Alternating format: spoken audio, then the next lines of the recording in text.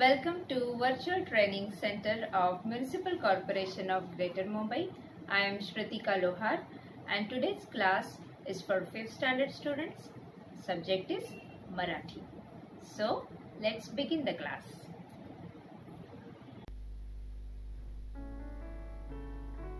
इयत्ता 5वी विषय मराठी माध्यम इंग्रजी. नमस्कार बालमित्रांनो, माझं नाव श्रुतिका सुरेश लोहार आणि आज आपण मराठी पाठ्यपुस्तकातील घटक क्रमांक 23 शिकणार आहोत. पाठाचं नाव आहे पाठ क्रमांक 23 प्रामाणिक इस्त्रीवाला. आजच्या या व्हिडिओत आपण 4 टप्पे पाहणार आहोत. सर्वात प्रथम आपण पाठाचं विश्लेषण, त्यानंतर शब्दार्थ, मग स्वाध्याय आणि मग पाहणार आहोत गृहपाठ. चला तर मग पाठ परिचय करून घेऊया. आजच्या आपल्या पाठाचं नाव आहे पाठ क्रमांक 23 प्रामाणिक इस्त्रीवाला.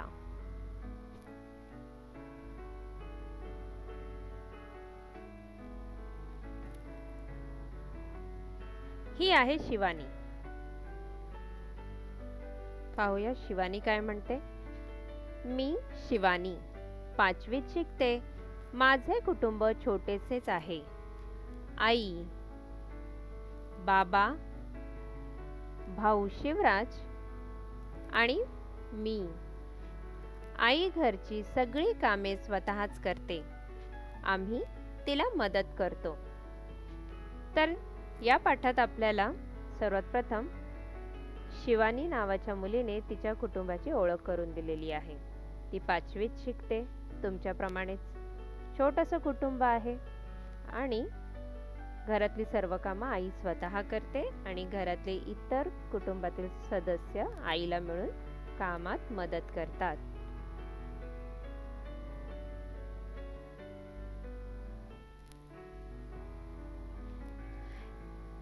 एकदा आईने कपडे धुवून वाळत घातले. कपडे वाळल्यानंतर भाऊने त्यांच्या घड्या करून टेबलावर ठेवले. पहा, आईला मदत करण्यासाठी भाऊने म्हणजे शिवानीच्या भावाने वाळलेल्या कपड्यांचे म्हणजे सुकत घातल्यानंतर जेव्हा कपडे सुकतात त्याला मराठीत वाळलेले कपडे म्हणतात. कपडे ड्राय होतात त्याला म्हणतात वाळलेले कपडे. तर वाळल्यानंतर त्यांनी त्याची अशी सुंदर घडी करून ठेवलेली आहे. टेबलवर आपल्याला दिसत आहे.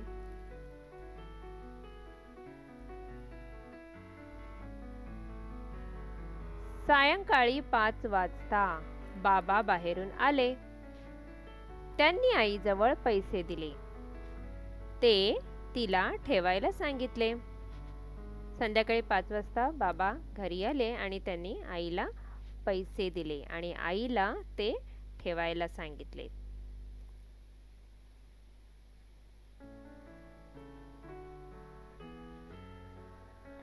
आई कामाच्या घाईत होती. घाईत होती म्हणजे ती थोडी बिझी होती, गडबडीत होती.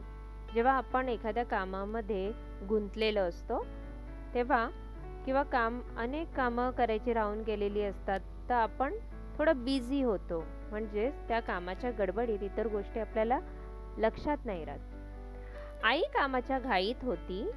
तिने पैसे टेबलावर घड्या घातलेल्या कपड्यात ठेवले आणि ती कामात गढून गेली. गढून गेली म्हणजे ती पुन्हा आपल्या कामामध्ये व्यस्त झाली, पुन्हा बिझी झाली आणि कपडे तिथे ठेवलेले होते घडी करून त्यावरच तिने पैशांचं पाकिट ठेवून दिलं.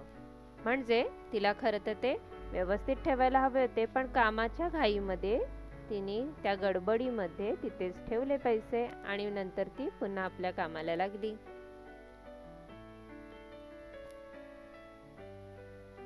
बाबा बाहेर गेले होते. आई कामात होती. भाऊ खेळायला गेला होता. मी अभ्यास करत होते. इतक्यात आमचे इस्त्रीवाले दामू काका आले. इस्त्रीसाठी कपडे मागू लागले. आई स्वयंपाक घरातून म्हणाली, अगं शिवानी, त्याला टेबलावर ठेवलेले कपडे पिशवीत भरून दे. आता बाबा बाहेर गेले होते आणि आई घरात नेहमीप्रमाणे काम आवरत होती. आवरत होती म्हणजे ती तिच्या कामात व्यस्त होती, ती बिझी होती घरकाम करण्यात. आणि शिवानी काय करत होती? अभ्यास करत होती. तेवढ्यात कोण आलं? इस्त्रीवाले दामू काका आले. तेव्हा आईने स्वयंपाकघरातूनच हाक मारली शिवानीला आणि काय सांगितलं करायला? टेबलावर ठेवलेले कपडे पिशवीत भरून दे. ही आहे पिशवी शिवानीच्या हातात, असं शिवानीला काम सांगितलं. पुढे काय झालं पाहूया. हे पहा, इस्त्रीवाले काका दारात उभे आपल्याला दिसत आहेत आणि ही शिवानी कपडे त्यांना द्यायला जात आहे. मी कपडे पिशवीत भरून दिले. इस्त्रीवाले काका कपडे घेऊन निघून गेले. तर सांगितल्याप्रमाणे शिवानीने काय केलं? कपडे या पिशवीत भरले आणि मग आईने सांगितल्याप्रमाणे ते कपडे तिने दिले इस्त्रीवाल्या काकांना आणि काका ते कपडे घेऊन गेले.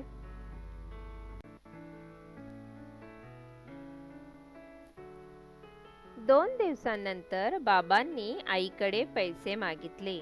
नेहमीच्या सवयीप्रमाणे आई कपाटात पैसे शोधू लागली, पण पैसे काही सापडेनात. आई कावरीबावरी झाली. पैसे कुठे गेले?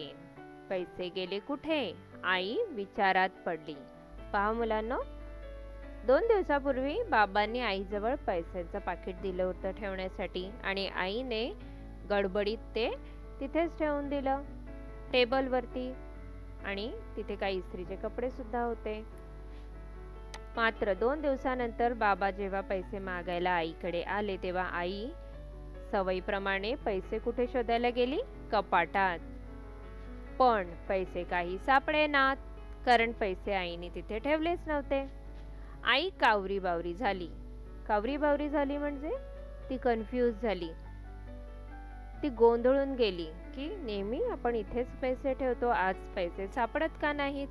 पैसे गेले कुठे? आई विचारात पडली.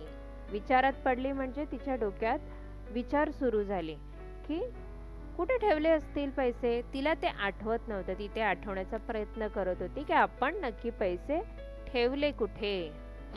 आणि मग काय झालं असेल?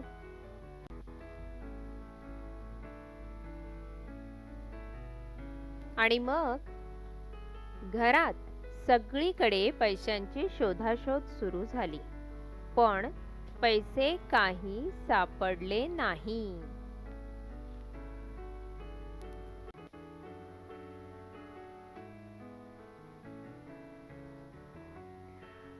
संध्याकाळच्या वेळेला दामू काका घरी आले. ते हाक मारतच, वहिनी, अहो वहिनी. आई बाबा बाहेर आले.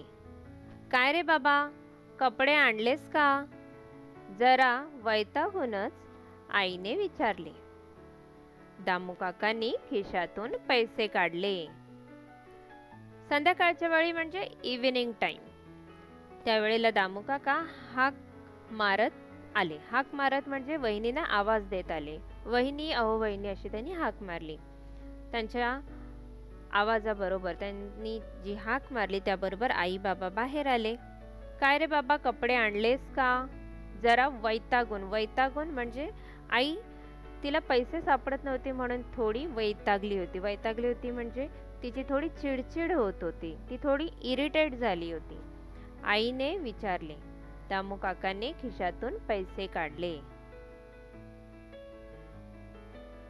ते पहा, आपल्याला दामू काकांच्या हातात पैशांचा पाकिट दिसत आहे, जे आई शोधत होती आणि जे 2 दिवसांपूर्वी बाबांनी आईला ठेवण्यासाठी दिले होते. अहो वहिनी, तुमचे कपडे मी इस्त्रीला घेतले अन कपड्यांच्या घड्यांमध्ये हे पैसे सापडले. ते परत करायला आलो. पैसे मोजून घ्या आणि हे कपडेही घ्या. पहा, दामू काकांना ते पैसे कपड्यांच्या घडीत सापडले आणि मग त्यांनी ते स्वतःला ठेवून घेतले नाहीत बरं.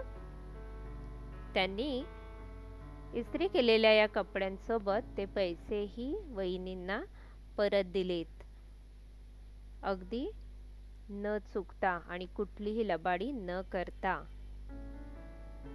जे पैसे आपले नाहीत ते आपण स्वतःला कसे ठेवून घ्यायचे आणि दुसऱ्याचं नुकसान कशाला करायचं, असा विचार नक्कीच दामू काकांच्या मनात आला असणार. पहा, दामू काकांनी दिलेले पैसे वहिनींनी म्हणजेच शिवानीच्या आईंनी घेतले. पुढे काय झालं पाहूया. दामू काका आईच्या हातात पैसे ठेवत हे म्हणाले आणि मग आईनी पैसे मोजले.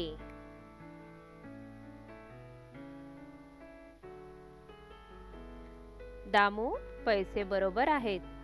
तुझा प्रामाणिकपणा मला आवडला, बाबा म्हणाले. बाबा बक्षीस म्हणून दामू काकांना 100 रुपये देऊ लागले. तेव्हा दामू काका म्हणाले, नको भाऊसाहेब, आम्ही गरीब आहोत, पण कष्टानच कमवून खातो. पहा, जितके पैसे पाकिटात होते ते तसेच दामू काकांनी वहिनींना परत केले. पैसे मोजल्यानंतर समजलं सर्व नोटा बरोबर आहेत. तेव्हा बाबा म्हणाले की पैसे बरोबर आहेत दामू, आणि तुझा प्रामाणिकपणा मला आवडला. प्रामाणिकपणा म्हणजेच ऑनेस्टी. कुठलीही लबाडी न करता काम करणं, त्याला आपण प्रामाणिकपणा म्हणतो. म्हणजेच आपली चूक झाली तर चूक मान्य करायची, यालाही प्रामाणिकपणा म्हणतात. आणि ज्या प्रकारे ऑनेस्टली, ज्या प्रामाणिकपणाने दामू काकांनी पैसे स्वतःला गपचूप ठेवून न घेता, कुठलीही लबाडी न करता वहिनींना परत केले, त्यातली एकही नोट कमी जास्त झाली नाही. यावरून आपल्याला दामू काकांचा प्रामाणिकपणा हा गुण दिसतो. आणि बक्षीस देऊ केल्यावर जेव्हा बाबा खुश झाले आणि त्यांनी 100 रुपये त्याला बक्षीस देण्यासाठी पुढे केले, तेव्हा दामू काकांचं म्हणणं काय आहे, नको भाऊसाहेब, आम्ही गरीब आहोत, पण कष्टानच कमवून खातो. म्हणजे त्यांचं म्हणणं काय, त्यांच्यात इमानदारपणा आहे. ते काय म्हणतात, आम्ही कष्ट करून खातो, पण असे पैसे आम्हाला नकोत. आम्ही जे काम करू त्या कामाचे पैसे आम्हाला चालतील. कष्ट करणं म्हणजे मेहनत करणं.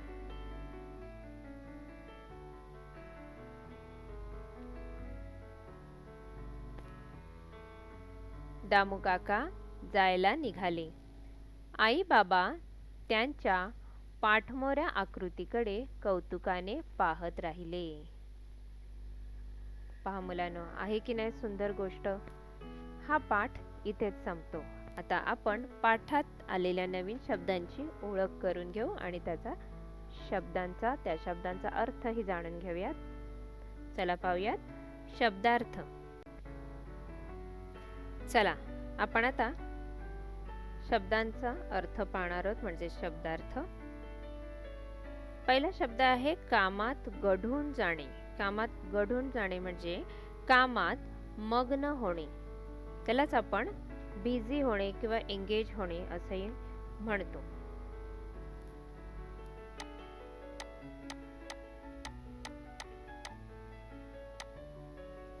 कामात गढून जाणे म्हणजेच एंगेज इन वर्क.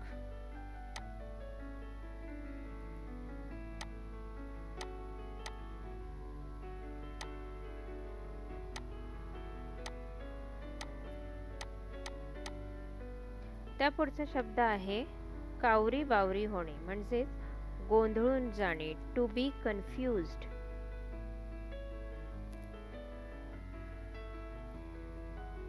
आई जेव्हा कावरी बावरी झाली तेव्हा ती गोंधळात पडली होती की पैसे कुठे ठेवले ते तिला सापडत नव्हते आणि ती त्या विचारात कावरी बावरी झाली.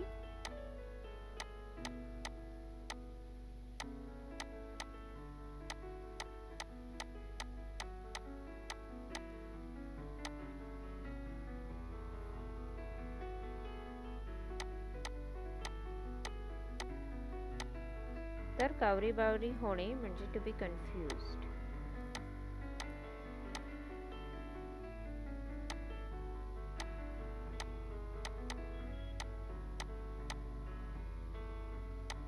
त्यानंतरचा पुढचा शब्द आहे वैतागणे. वैतागणे म्हणजे चिडणे, अतिशय राग येणे आणि खूप रागावून चिडणे यासारखीच ही एक हलकी अशी भावना आहे, एक रिॲक्शन आहे वैतागणे.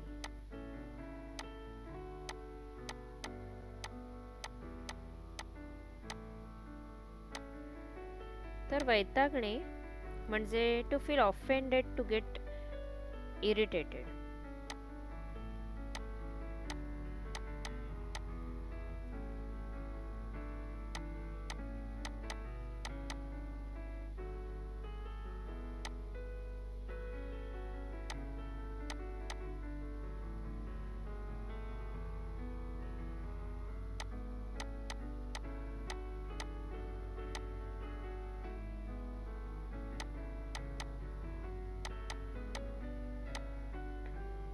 त्यानंतरचा पुढचा शब्द आहे पाठमोरी.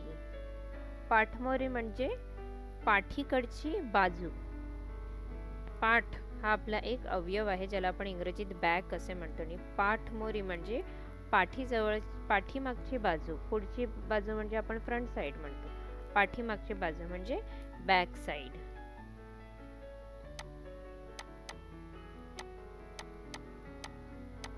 तर पाठमोरी म्हणजे बॅक साइड.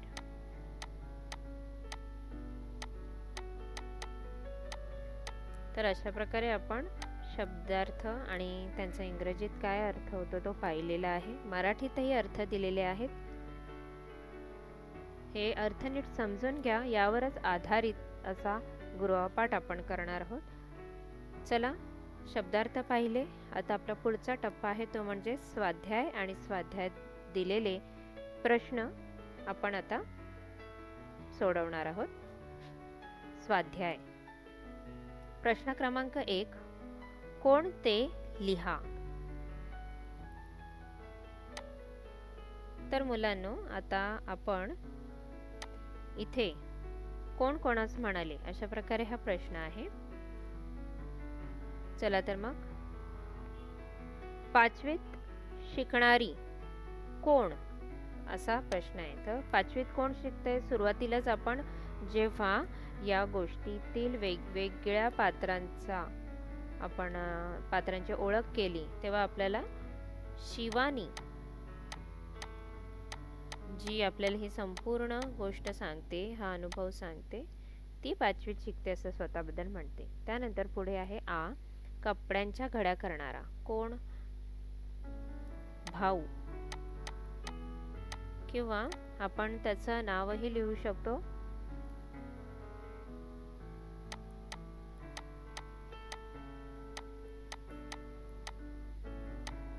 किंवा नुसतं भाऊ लिहिलं तरी चालेल. पुढे ई, आईजवळ पैसे देणारे कोण? आईजवळ पैसे देणारे बाबा. पुढे पैसे परत करणारे कोण? पैसे परत करणारे आहेत दामू काका.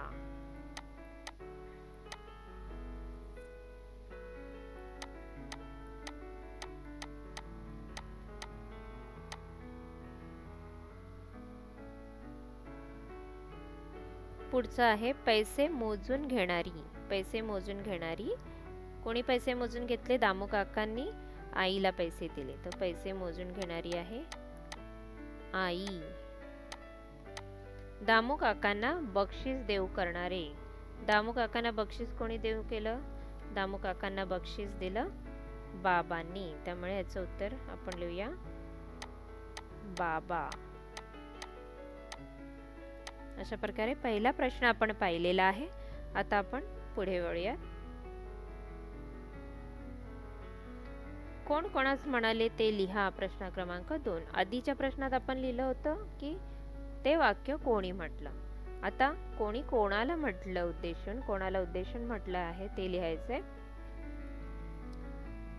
त्याला टेबलावर ठेवलेले कपडे पिशवीत भरून दे. कोण म्हणालं असं? आपण इथे वेगळी शाई वापरूयात, वेगळा रंग वापरूयात, म्हणजे तुम्हाला थोडा उठून दिसेल.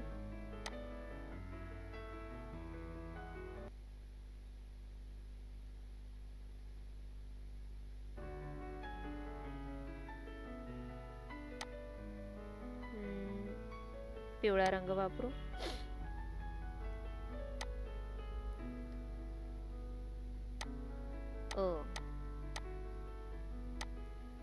त्याला टेबलावर ठेवलेले कपडे पिशवीत भरून दे, असं आई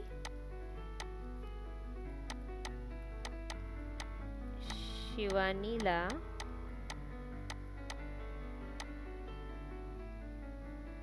म्हणाली.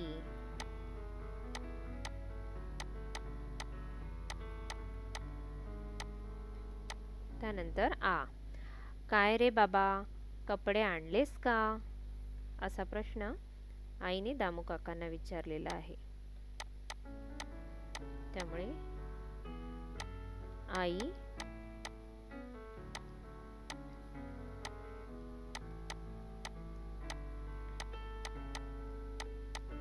दामू काकांना म्हणाली.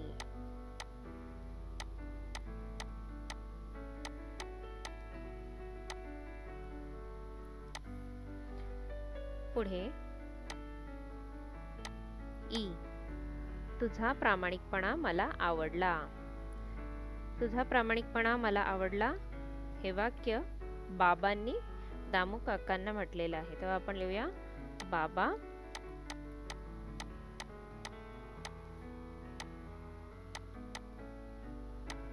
दामू काकांना म्हणाले.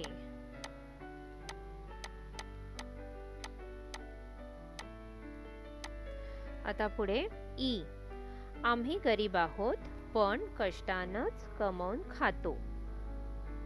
हे वाक्य शेवटचं वाक्य आहे दामू काकांनी म्हटलेलं या पाठामधलं, आणि हे ते बाबांना म्हटलेलं वाक्य आहे, बाबांना उद्देशून म्हटलेलं वाक्य आहे. त्यामुळे आपण इथे लिहिणार आहोत, दामू काका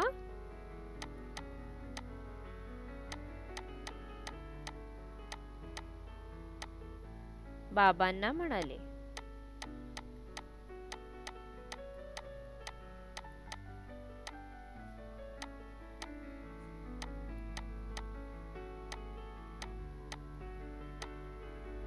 चला, अशा प्रकारे कोण कोणास म्हणाले प्रश्न क्रमांक 2 आपण उत्तर लिहून पूर्ण केलेला आहे. तुम्हाला जर स्वतःहून या प्रश्नाची व्यवस्थित उत्तरं लिहायची असतील तर तुम्ही एकदा पाठ वाचून घ्या. प्रश्न क्रमांक 3, प्रामाणिकपणा यासारखे आणखी शब्द लिहा. मुलांनो, तुम्ही दररोजचं वर्तमानपत्र, मराठी वर्तमानपत्र किंवा मराठी पुस्तकांचं अधिक प्रमाणात वाचन केलं तर असे पणा प्रत्यय लावलेले बरेच शब्द तुम्हाला सापडतील. काही शब्द आपण लिहिणार आहोत. उदाहरणार्थ, वक्तशीरपणा,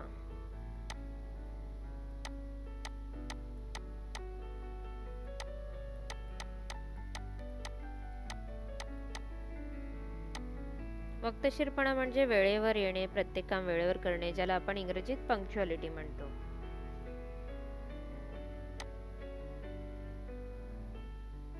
क्रमांक 2, असाच एक दुसरा शब्द आहे नीटनेटकेपणा, म्हणजेच नीटनेस.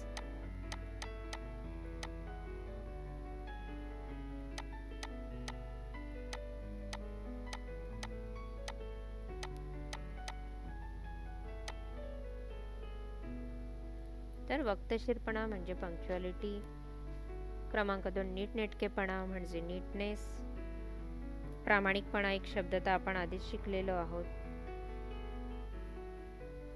आणखी एक असा शब्द आहे, तो आहे एकटेपणा.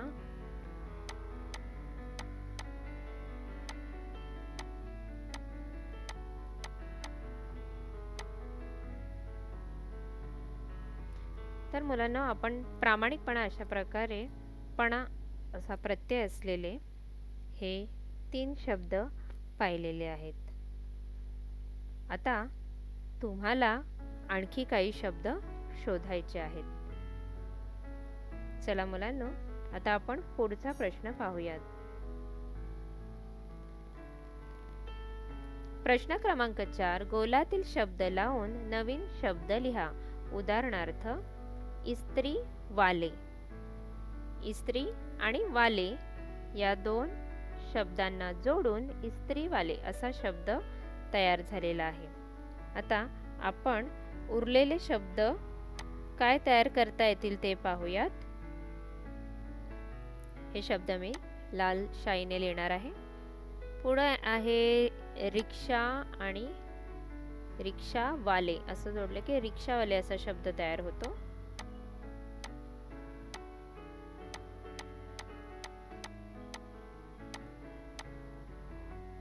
रिक्षावाले. पुढचा शब्द आहे भाजी. भाजी विक्रेते, ज्यांना आपण भाजी वाले असं म्हणतो.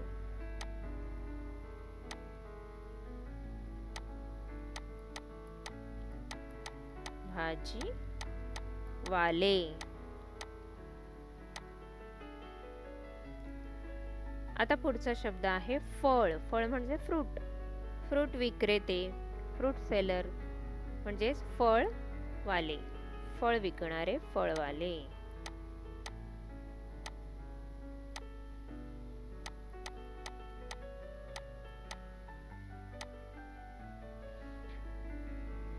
पुढचा शब्द आहे झाडू म्हणजे ब्रूम. झाडू आणि वाले, झाडू वाले असा शब्द तयार होतो. तोही आपण इथे लिहून घेऊयात.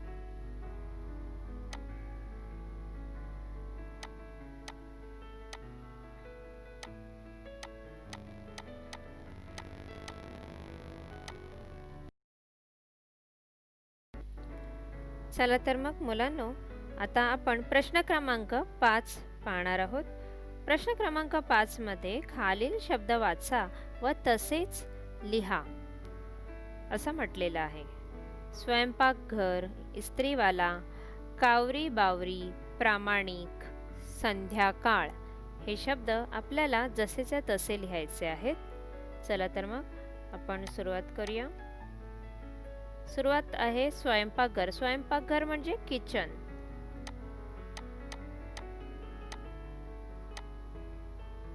अनुस्वार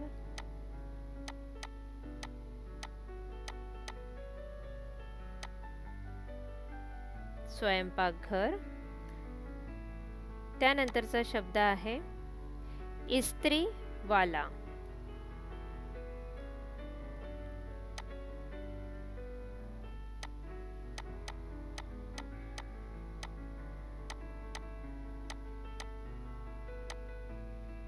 इस्त्रीवाला.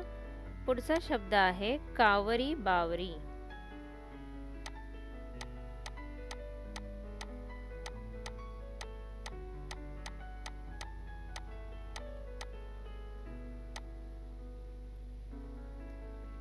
त्या पुढचा शब्द आहे प्रामाणिक.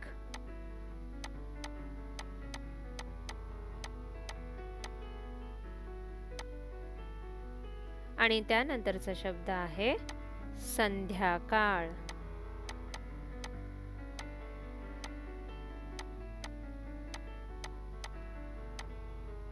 संध्याकाळ म्हणजे इव्हनिंग टाइम. अशा प्रकारे हे शब्द आपण जसेच्या तसे लिहिलेले आहेत.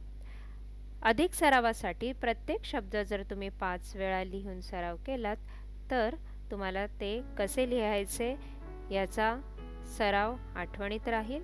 शिवाय हे शब्द जर तुम्ही वाचून लिहिलात, म्हणजेच स्वयंपाकघर लिहिला की एकदा शब्द वाचायचा किंवा लिहित असताना शब्द वाचायचा, तर मग त्याचे उच्चारही तुमच्या चांगले लक्षात राहतील. चला तर मग आता पुढचा प्रश्न क्रमांक 6 पाहूयात. प्रश्न क्रमांक 6 मध्ये म्हटलं आहे वाक्य वाचा, क्रिया कोणती ते लिहा.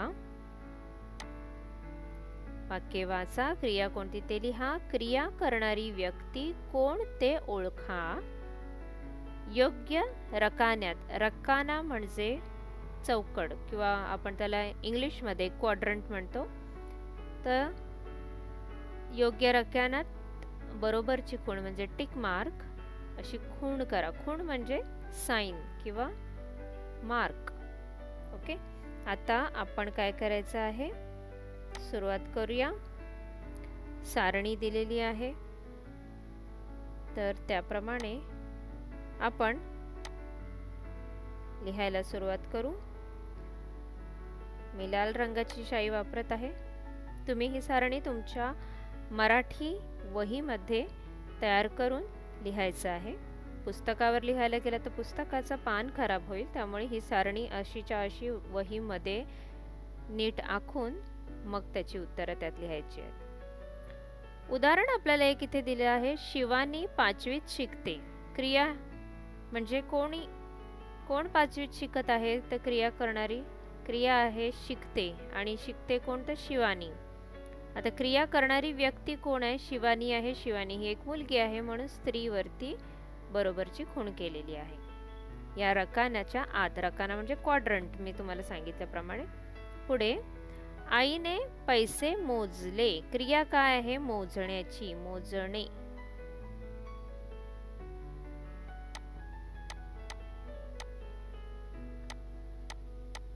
मोजले ही क्रिया आहे किंवा मोजणे असंही आपण लिहू शकतो.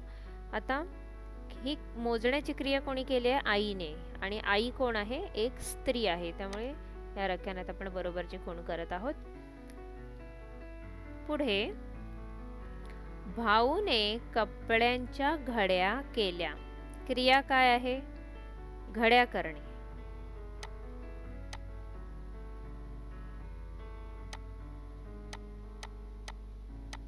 घड्या करण्याची क्रिया आहे आणि कोणी केली आहे ही क्रिया, भाऊने. भाऊ हा एक मुलगा आहे म्हणजेच पुरुष आहे, त्यामुळे आपण पुरुष या रकान्यात बरोबरची खूण करू. पुढे बाबांनी आईला पैसे दिले. क्रिया आहे देण्याची म्हणजेच दिले. आपण या रकान्यात लिहिणार आहोत दिले. आणि ही क्रिया कोणी केली आहे, तर बाबांनी केली आहे. बाबा कोण आहेत, एक पुरुष आहेत, त्यामुळे पुरुष या रकान्यात बरोबरची खूण करायची आहे. त्या पुढचं वाक्य आहे दामू काकांनी खिशातून पैसे काढले. क्रिया काय आहे, पैसे काढण्याची क्रिया आहे म्हणून आपण इथे लिहित आहोत काढले. काढले.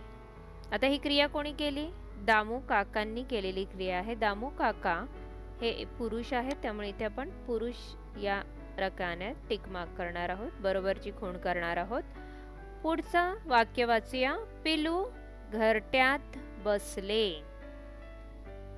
क्रिया काय आहे, बसण्याची, त्यामुळे इथे आपण लिहूया बसले. आता ही क्रिया कोणी केली, पिलू. पिलू म्हणजेच कुत्र्याचं पिल्लू असेल किंवा मांजरीचं पिल्लू असेल किंवा एखाद्या पक्ष्याचं पिल्लू असेल, ज्याला पिल्लू म्हटलंय, ते घरट्यात बसलं. घरटं हे पक्ष्याचंच असतं, त्यामुळे पिल्लू हे एका पक्ष्याचं पिल्लू असं म्हटलेलं आहे. आणि ते आपण स्त्री म्हणू शकत नाही, पुरुषही म्हणू शकत नाही, ते इतर मध्ये आपण त्याची नोंद करणार आहोत. तर आता आपण इथे बरोबर इतर, जे पुरुषही नाही स्त्रीही नाही, मग इतर म्हणून इथे आपण बरोबरची खूण केली. चला आता पुढचा प्रश्न काय आहे तो पाहूया. प्रश्न क्रमांक 7. खालील वाक्यातील अधोरेखित नामांचे लिंग ओळखा. प्रश्न क्रमांक 6 प्रमाणे तक्ता तयार करून वहीत लिहा. प्रश्न क्रमांक 6 मध्ये काय बरं तक्ता होता, त्याप्रमाणे आपण इथे करणार आहोत स्त्री, पुरुष आणि इतर. ठीक आहे, लिंग ओळखायचं आहे.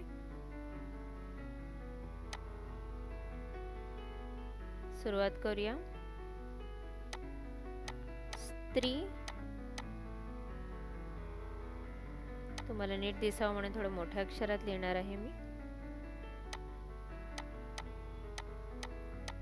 स्त्री, त्यानंतर त्याच्या बाजूचा रकाना होता पुरुष आणि त्यानंतर शेवटचं होतं इतर. तुम्ही हव्या त्या क्रमाने रकाने बनवू शकता. पुरुष आधी लिहू शकता, स्त्री नंतर लिहू शकता, असंही चालेल. चला तर मग आपण लिंग ओळखून त्याप्रमाणे चूक किंवा बरोबरची खूण करणार आहोत. लिंग ओळखून कावळा. कावळा हा पुरुषही नाही स्त्रीही नाही, त्यामुळे इतर आहे. अधोरेखितचा अर्थ आहे अंडरलाईन केलेले. बघा, ह्या काळ्या रंगाच्या शाईने मी आता अधोरेखित या शब्दाला खाली अंडरलाईन करत आहे. तर अंडरलाईनलाच मराठीत अधोरेखित म्हणतात. इथे कावळा या शब्दाला अधोरेखित केलं आहे, अंडरलाईन केलेलं आहे, त्यामुळे मी त्या शब्दाचं लिंग ओळखून त्याच्या समोरच्या रकान्यात स्त्रीही नाही पुरुषही नाही, त्यामुळे इतर, तर मी त्यामध्ये बरोबरची खूण केली आहे. पुढे रेश्माने पत्र वाचले. रेश्मा ही कोण आहे? मुलगी आहे. मुलगी म्हणजे स्त्री, त्यामुळे स्त्रीच्या रकान्यात बरोबरची खूण करते. पुढे पोस्टमनने पत्र दिले. पोस्टमन काका म्हणजे पुरुष, त्यामुळे पोस्टमन पुरुष या रकान्यात बरोबरची खूण. पुढे ई. मायाने पाकिट उघडले. पाकिट या शब्दाला अधोरेखित केलंय. पाकिट ही स्त्री नाही पुरुषही नाही, त्यामुळे इतरच्या रकान्यात आपण त्याची नोंद करणार आहोत. बरोबरची खूण इतर मध्ये येईल. त्यानंतर शेवटच्या वाक्यात लिहिलं आहे मायाने दार उघडले आणि दार या शब्दाला अधोरेखित केलेला आहे, त्यामुळे अधोरेखित केलेले शब्द हे स्त्री नाही पुरुषही नाही, ते इतर या चौकटीत आपण बरोबरची खूण करू. अशा प्रकारे प्रश्न क्रमांक 6 आपण पाहिला. मग त्याचप्रमाणे 7 प्रश्न क्रमांक वाचून त्याचीही सारणी आपण केली. तुम्ही ही सारणी तुमच्या वहीत तयार करणार आहात, आखणार आहात व्यवस्थित, आणि अशा प्रकारे स्त्री पुरुष आणि इतर अशा नोंदी बरोबरची खूण करून त्यात मांडणार आहात. पुढचा प्रश्न पाहूयात. प्रश्न क्रमांक 8. रिकाम्या जागी योग्य नाम लिहा. वाक्यातील क्रियापदे ओळखा. ज्या वाक्यातील शब्दावरून क्रियेचा बोध होतो त्याला आपण क्रियापद म्हणतो. आणि नाम म्हणजे स्त्रीचं असू शकतं, पुरुषाचं असू शकतं, वस्तूचं, फळाचं, फुलाचं, पक्षाचं किंवा एखाद्या जागेचं नाम असू शकतं. चला. टिंब गवत खातो. आता गवत खातो आणि तसंच इथे बाजूला प्रश्न क्रमांक 4 मध्ये टिंब गवत खाते असं म्हटलं आहे. चला, गवत कोण खातो? आता खातो म्हणजेच पुल्लिंगाचा बोध होतो आपल्याला. मग कोण गवत खातो? आपण इथे लिहूया बैल गवत खातो, म्हणजे अर्थपूर्ण वाक्य तयार होईल. बैल. तसंच बाजूला प्रश्न क्रमांक 4 मध्ये खाते म्हटलं आहे, म्हणजे स्त्रीलिंगाचा बोध होतो. गवत खाते कोण? तर गाय गवत खाते. अशा प्रकारे पहिल्या वाक्यात बैल हे नाम आहे आणि खातो हे क्रियापद आहे. खाल्ल्याची क्रिया, इथे खाते हे क्रियापद आहे आणि गाय हे नाम. पुढे पाहूया क्रमांक 2. टिंब पत्र लिहिते. म्हणजे स्त्रीलिंगाचा बोध होतोय, तर आपण इथे एका मुलीचं नाव लिहूया, म्हणजे अर्थपूर्ण वाक्य तयार होईल. माया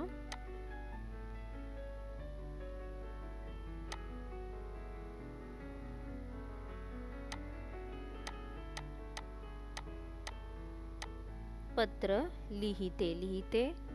लिहिण्याची क्रिया आहे. पुढे पुढचा क्रमांक आहे 3. टिंब पुस्तक वाचतो. आता इथे आपण वाचतो म्हणजे पुल्लिंग, त्यामुळे इथे एका मुलाचं नाव लिहूया आपण, म्हणजे अर्थपूर्ण वाक्य तयार होईल. आपण लिहूया रमेश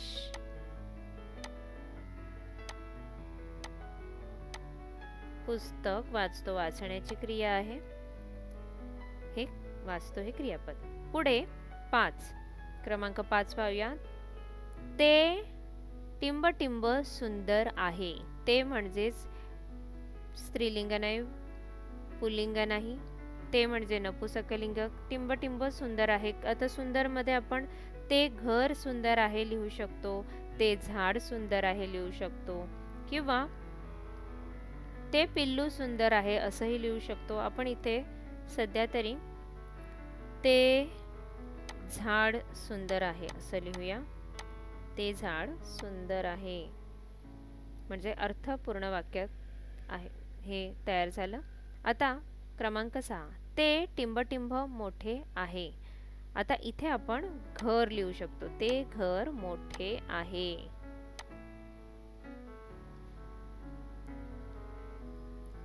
आहे क्रियापद. अशा प्रकारे आपण प्रश्न क्रमांक 8 पूर्णपणे व्यवस्थित सोडवलेला आहे. आता आपण पुढचा प्रश्न पाहूयात. प्रश्न क्रमांक 9, रिकाम्या जागी योग्य क्रियापदे लिहा. सुधीर गोष्ट काय करतात? सांगतात. गोष्ट वाचतात. त्यामुळे आपण इथे दोन्ही लिहू शकतो. सुधीर गोष्ट वाचतो. सुधीर मुलगा आहे, त्यामुळे आपण वाचते नाही लिहिणार, आपण लिहिणार आहोत वाचतो. पुढे झालं आ. ते झाड उंच आहे. काही मुलं असते असं लिहितात, पण ते चुकीचं आहे. ते झाड उंच आहे. वाक्य रचना ही व्यवस्थित झाली पाहिजे, बिनचूक झाली पाहिजे. असेच शब्द आपल्याला रिकाम्या जागी जोडावे लागणार, जेणेकरून ते वाक्य जेव्हा पूर्ण होईल तेव्हा ते व्यवस्थित वाटलं पाहिजे, समजलंही पाहिजे. आणि व्याकरणाच्या दृष्ट्या पाहिलं तर वाक्याची रचना ही बिनचूक झाली पाहिजे. त्यापुढे पाहूया ई. रोजी गाणे. आता गाणे ऐकतो किंवा गातो असं लिहू शकतो. रोजी गाणे गाते असं आपण लिहूया. तुम्ही रोजी गाणे ऐकते असंही लिहू शकता. पुढे ई. ती वेल हिरवीगार आहे. अधिक गोष्टींचा, मराठी गोष्टींचा किंवा रोज येणारं वर्तमानपत्र जे असतं मराठी, किंवा इतरही मराठी भाषेतील जी पुस्तकं आहेत, संदर्भ ग्रंथ आहेत, तुम्ही वाचलात किंवा मराठी अधिकाधिक ऐकता येईल. उदाहरणार्थ मराठी गाणी, काही चांगले मराठी चित्रपटही आहेत जे तुम्हाला ऐकले तर तुमची भाषा, वाक्यरचना आणि मराठी भाषेचं व्याकरण अगदी पक्कं होईल आणि तुम्हाला मराठीत अस्खलित बोलणं आणि बिनचूक लिहिणं हळूहळू यायला लागेल. चला तर मग प्रश्न क्रमांक 9 आपण पूर्ण केलेला आहे. आता पुढे पाहूयात. चौकटीत काही अक्षरे दिली आहेत, त्यापासून अर्थपूर्ण शब्द बनवा. उदाहरणार्थ झाड दिलेला आहे.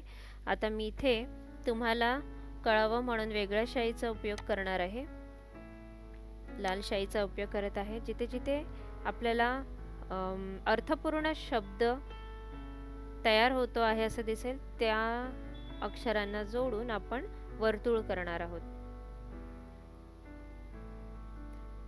विमा, जीवन विमा हा शब्द तुम्ही ऐकला असेल, किंवा आपण विमान असं सुद्धा विमान म्हणजे एअरप्लेन. पुढे पाहूयात. कळ. जेव्हा जेव्हा आपल्याला पोटात दुखतं तेव्हा आपण म्हणतो कळ येते आहे पोटात.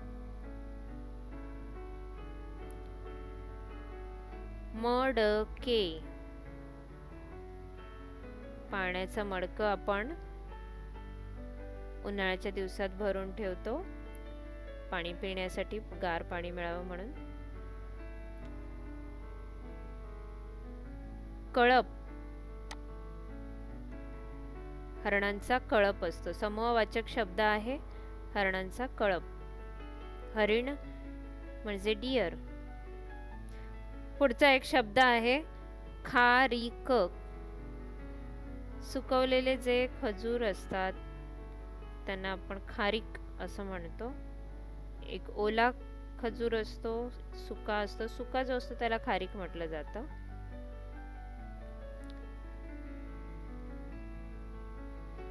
त्यानंतर पतंग. पतंग, पतंग म्हणजे काईट.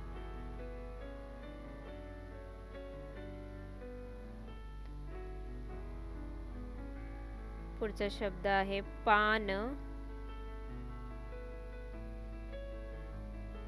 किंवा नदी असंही आपण लिहू शकतो.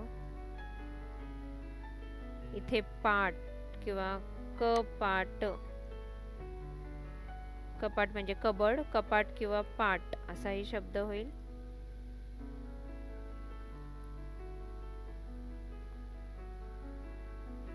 इथे गाय हा शब्द आपल्याला दिसत आहे.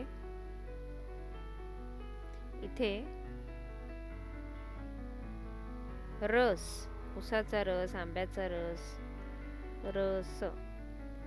तर अशा प्रकारे मुलांनो तुम्ही अधिकाधिक शब्द शोधा आणि अर्थपूर्ण शब्द बनवता येतील तुम्हाला. उदाहरण जसं पहा, इथे कणीस हा शब्द तयार होत आहे. काही शब्द उभे असतील, काही शब्द आडवे असतील.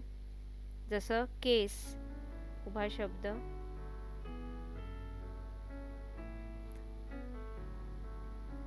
इथे रवा, रव्याचे लाडू बनवतो आपण. रव्याचा प्रसादही बनतो सत्यनारायणाचा. बासरी एक संगीतातील वाद्य आहे. तर अशा प्रकारे तुम्ही हे काही शब्द शोधा. पुढे जाऊयात. वेळ झाली गृहपाठाची मुलांनो. फार सुंदर पाठ होता. प्रश्नोत्तरही आपण सोडवलेली आहेत. आता तुम्हाला थोडा गृहपाठ करायचा आहे. दिलेल्या शब्दांचा आणि वाक्प्रचारांचा वाक्यात उपयोग करा. कामात गढून जाणे, कावरी बावरी होणे आणि वैतागणे. आणि नंतर एक शब्द आहे पाठमोरी. या शब्दांचा तुम्ही तयार केलेल्या वाक्यांमध्ये तुम्ही प्रयोग करायचा आहे. म्हणजेच हे जे अधोरेखित अंडरलाईन केलेले हे जे शब्द आणि वाक्प्रचार आहेत त्याचा वापर तुम्ही एका वाक्यात करा. आणि प्रत्येक वाक्प्रचारावरून 3 ते 4 अधिक येत असतील तर 5 अशी वाक्य तयार करा. हा आजचा गृहपाठ आहे. धन्यवाद. Now click on the subscription button below to subscribe the channel, then the bell button to get the notifications of the new videos. Thank you.